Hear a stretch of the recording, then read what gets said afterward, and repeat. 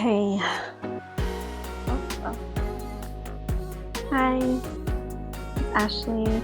Yeah, so today I'm going to be making candy, which really is just pony bracelets.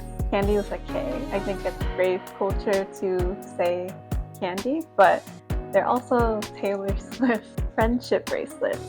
Yeah, they're very known, I think, in the past few years, gotten a lot more popular with Taylor Swift and her Swifties trading them at concerts, but I think within EDM and rave culture, they've been around for a while. I have some of these already made, but I think I'm going to make a few more today just because I have some upcoming shows this summer and I want to tailor them to each of the weekends and shows that I'm going to. And also I think I'm going to take apart some of these just because I used bad string for them and I'm a little scared that they're gonna break. I have had that happen to me and that's never a fun thing. So yeah, I might replace it with better string that I got. And I also got some new supplies, just like a really small haul from Amazon. I don't really like supporting Amazon, but it's very convenient for things like this. So I just have some new string, some new pony beads, and more letter beads, which I'm always excited about. So that's what I'll be doing today. And I'll also just be chatting and having a space to get to know me a little bit better. So yeah, let's get to it. Okay. Look at all my new beads. It's not a lot. I think a lot of other EDM people own a lot more beads and are able to make a lot more candy, but I think I'm a pretty basic girl. I don't make the crazy cuffs. Never really bothered to learn that. I guess I could, but I just like making small ones, really portable, and just have fun sayings on them if I can. So, why am I making candy right now? Well, I do have a couple of summer shows coming up. Going to Head in the Clouds in LA, and then also one in Chicago. I guess they're not really EDM centric or solely EDM shows, but I like to have them handy just in case, in case that I meet someone really friendly and I just want to show gratitude, or yeah, just run into a friend that I haven't seen for a while and just want to give them a small little trinket, like a memento. This is all of my candy stash stuff, and I have a couple of things from my last show/festival. So I got these little trinkets from Davin. I am a trinket girl, honestly. Very fun to just collect and have.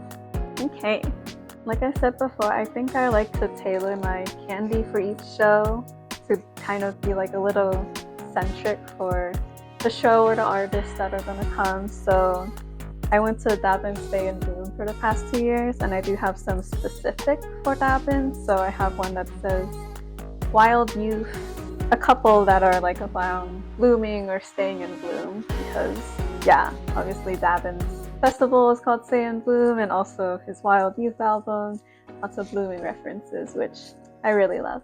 So as I'm going through this, I'll just kind of talk through some things that are on my mind, and yeah, just talking out loud, getting used to the camera here, since this is still quite early in my videoing history. Yeah, and as far as candy goes and raving goes, for that matter, I'm not a huge raver. I would say I'm not really a rave bae or whatever they say, raving to the grave. I tried doing that in college, but I don't think I had the guts to go hard that often. I also graduated during 2020 and everything shut down my senior year, demolished. I had plans for EDC, but I never even ended up going to EDC because it was canceled or at least postponed that year, and I ended up just getting a refund. So that was sad. I think maybe I'd like to go to EDC once, at least once in my life, but yeah, not this year. I think, oh yeah, it is EDC weekend this weekend, so yeah, not this year, but maybe in the future. I do have a good amount of summer plans, which I am excited about. I have 2 weddings to go to, one within my family and one with a friend. So yeah, it's super exciting. I've actually never been to like a friend's wedding, but yeah, really looking forward to that. And then just chilling in San Francisco.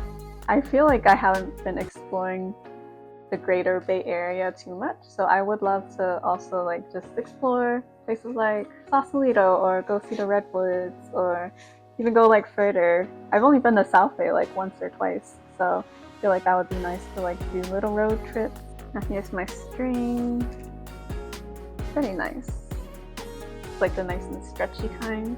And making candy honestly is super calming to me. It's like the arts and crafts aspect of it all, just creating something with your hands and doing it within your own time. I like doing it at least like a couple weeks before a show. Like, I don't stress make candy. I feel like a lot of people do when they like forget to make candy for a show, and a lot of people tend to do that, but I don't know. I feel like that takes out of like my me time and enjoying the process of making candy. Ooh, I also have these Sanrio charms. They're really cute. My Melody and Kuromi and Pom Pom Poolin. There's 2 of them. Ooh. Might have to save these for the nicer candy though, because there's only like a small bag of it. So yeah, those are my summer plans. I'm also, since one of my big events this year is a family wedding, I have to go back to Ohio. So yeah, I haven't been back there for like a year and a half, I think. So yeah, I live in San Francisco, but I am originally from Ohio, which I think the kids like dog on Ohio a lot. Kind of like a meme to like talk about Ohio, which I think is so funny because I was born and raised in Ohio. Yeah, I'm just like used to Ohio, so it's funny to hear it like in pop culture like that. But I mean, like, the Midwest is what it is. It's the Midwest. I can't really like refute too much about like people's like claims like, oh, Ohio's just cornfields, because it is just cornfields. I guess depending on where you are. I mean, like, Cleveland's pretty cool, but from where I'm from, there's really not that much going on, so can't blame people. But yeah, grew up in Ohio, now live in California. I've been living in California for like a little less than 3 years, I think. Yeah, it's been a good amount of time. Even though like I am always a little sad to be living away from family, I think it's been great for me just living out here, doing my own thing. Because I feel like it's a little hard to grow like when you're so close to family. At least that's how I always felt. I wanted some like independence away from the safety net of family. That's why I'm out here. As far as life goes though, yeah, I mean, I can't really complain, but I have been feeling a lot of stress lately.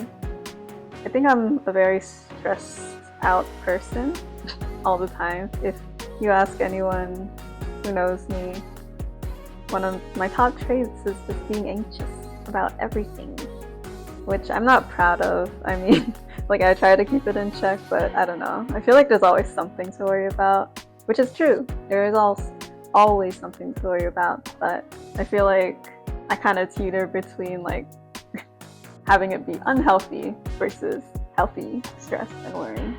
But mostly for a stress check right now, I'm mostly stressing just about work and family. I think work, sometimes it's a little self-explanatory.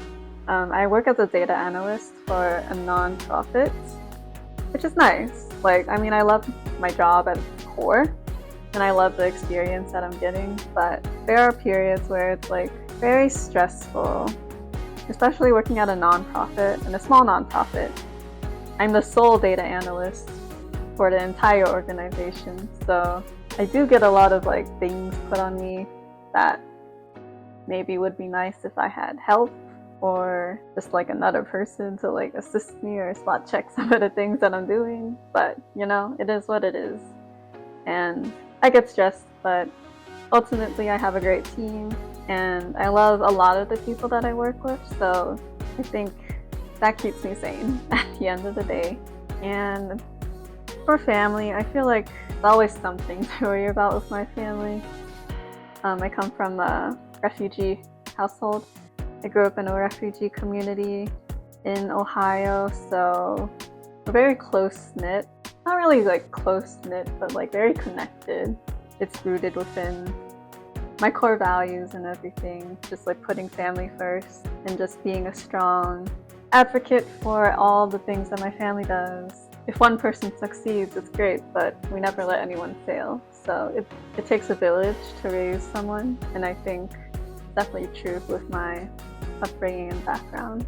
Okay, so I was gonna make a little like drink water bracelet with cinema roll, but should I?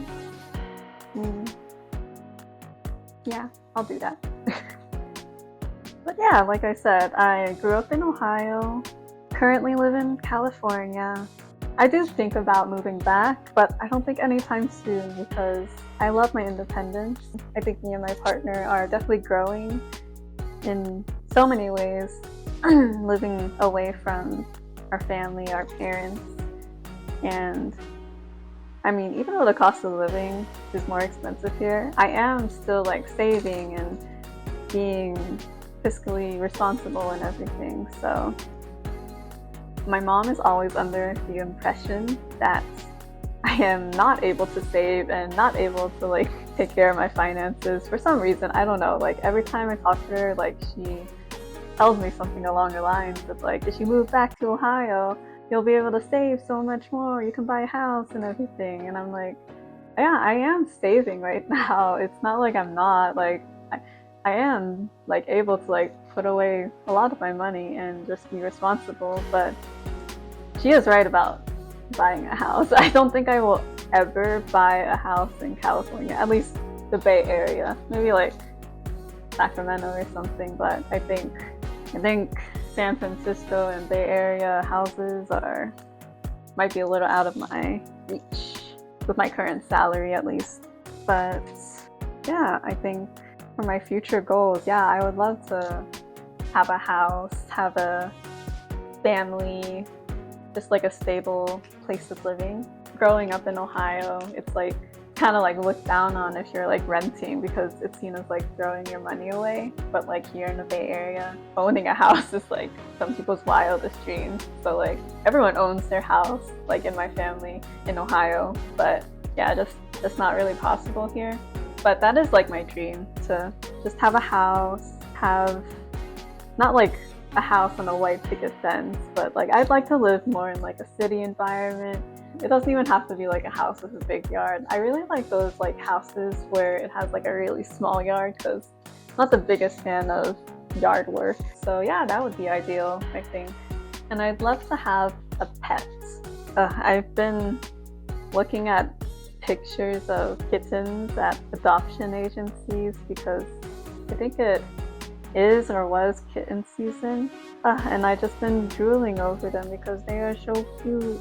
I really want one, but I think I'm like super aware of like what it takes to raise a pet, especially a dog. Like I would love to have a little puppy too, but I think the responsibility that comes with it is like having a kid, and like I don't take that lightly. I don't want to bring a kid into this world and I don't have the means to take care of it or give it like the best life and education that I can. If I'm gonna have one, I'm gonna like do it right and not like set the kid up for not success. Well, I mean in this instance it's a pet, so set the pet up for non-success, but you know what I mean. No. Oh, okay.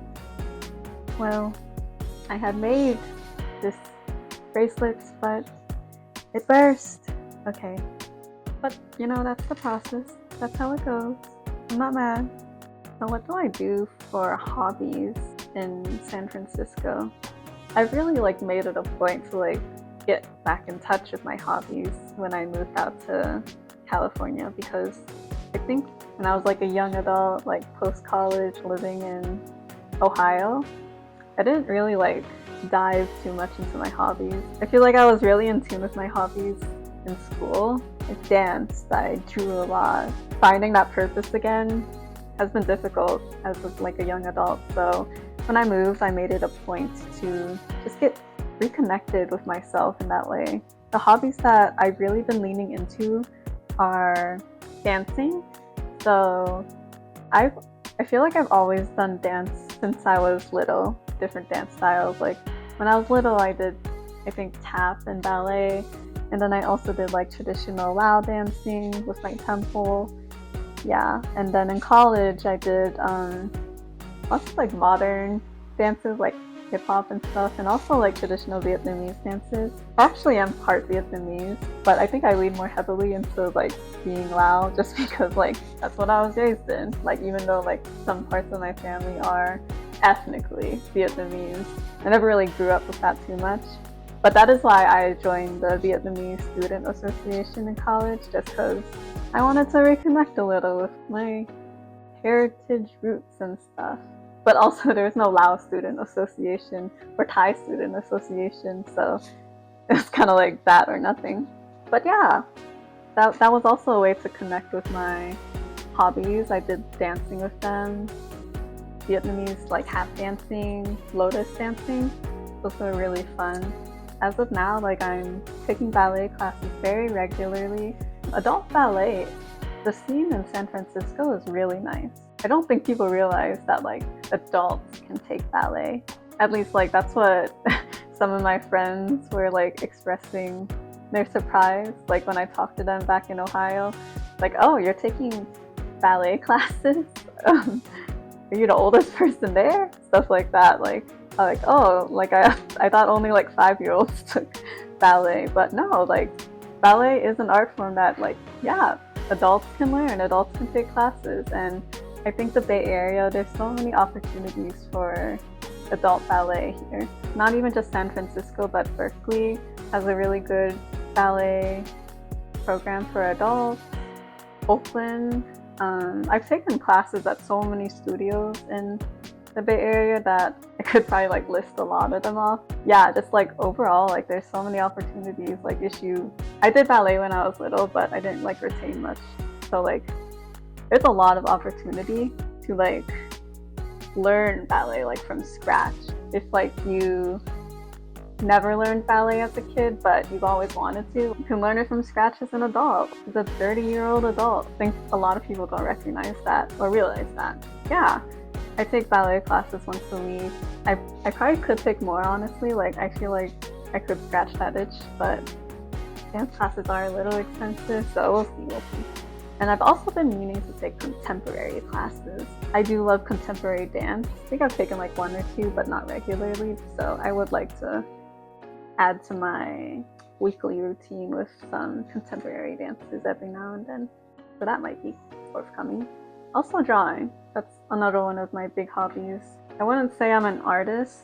I think I grew up always being creative, but never really like leaning towards making like a career out of it. But I like drawing. I like doing creative hobbies, painting and crafting, which I mean I think this is like right up my alley, making candy. That's why I also love like EDM and rave culture. I feel like it's very welcoming towards like creatives and just creative expression.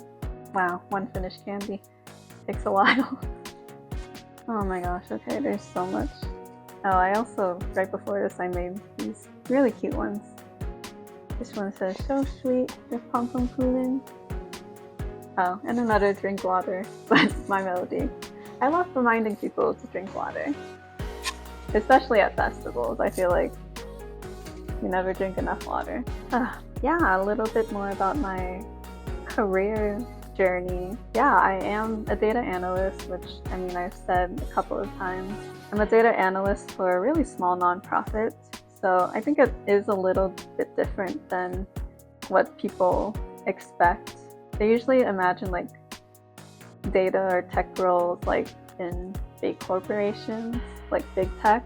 I don't know, I think it's very different when you're at a small company and like the organization is like data driven, but there's not really like in-house software engineering or like technology department. So it's very, very interesting, I'd say. It's filled with lots of opportunities for growth and learning if you know how to take those opportunities.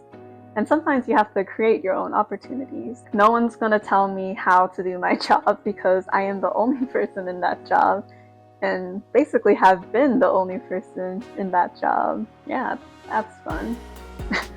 I do get every employee at my organization has like a professional development stipend, and I've used that stipend for things like getting professional certifications and membership for organizations like Women in Data. Yeah, taking those opportunities has been nice. And also going to conferences.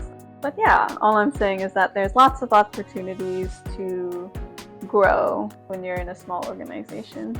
But beyond that, I actually didn't start off in data analytics as my career path. I did pivot a little actually. So I was a public health major, specifically in nutrition in my undergrad. Yeah, I originally wanted to base my career in public health. That was my goal, that was my dream. But like I said, I graduated during the start of the pandemic. So yeah, the world kind of turned upside down. And I think public health definitely did many flips, so to speak. It wasn't like all good, but it wasn't all bad. Like we definitely got more attention than usual.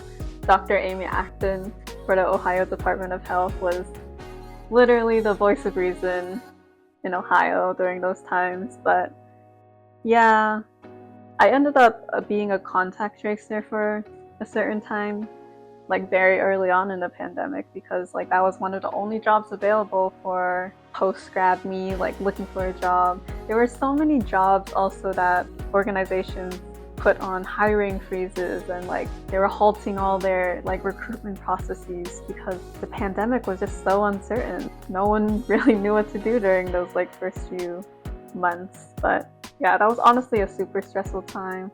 But I worked as a contact tracer for a couple of months just to like get some professional experience, get some working hours in. And then I eventually found a job as a clinical laboratory technician in the pathology services at a major hospital. And that was an experience, honestly. I think that's honestly what made me turn away from public health and like the sciences a little bit, because working at a hospital laboratory when there was no vaccine for COVID and like there was no agreed upon plan for addressing COVID, it was a lot. There's like COVID testing, there's like ongoing normal testing. It was a lot, but I had really great coworkers. It was a nice environment when the lab wasn't like on fire. But yeah, I'd say honestly that experience made me think, oh, maybe I should look into like jobs that can be remote. That would be nice. I think around that time I started researching like data analytics careers, how to get into data analytics. There's like a surprising number of like free resources to get into data if you like research hard enough. So lots of YouTube channels. I think like Alex the Analyst was one of the big ones that really helped me. And as far as like career help and like pivoting careers, Chloe Shi really helped me as well. So yeah, lots of YouTubers, but also like Reddit threads and everything that really helped me like kind of like figure out like, okay, how do I pivot my career? Because obviously never done that before. I was still in the career that I graduated in. So yeah, that was a little tough, but I ended up actually going through a master's program, and I think that really helped me like get my foot in the door with like being confident enough in like my data skills to like apply to data jobs. And eventually, yeah, I found my current role. With that role, I moved to California, and yeah, I've been here ever since, loving it, but also struggling. But I think that's life. That's life. You gotta take the good with the bad, I think. But I think overall, when I'm weighing everything out, it's been a blessing. So yeah, I don't think I'm really in a position to give like life advice just yet. I mean, I've had a lot of life experiences, which I can talk about and like give my own thoughts and opinions and tips. But as far as like overall life advice, I'm still in like my mid to late 20s. Maybe when I'm 30, I'll have a little more confidence telling people these are the things I learned. But as far as like now goes, I think I'm just still in my experience gathering phase. I'm definitely still learning. This is a learning journey. I don't think I'm ever going to stop learning, but I've actually never told people that I'm starting a YouTube channel, people in my actual life. So honestly, I'm kind of hoping that people in real life don't find my YouTube channel. So like, if you do know me in real life, just like keep it between us. I feel like I've always wanted to start a YouTube channel.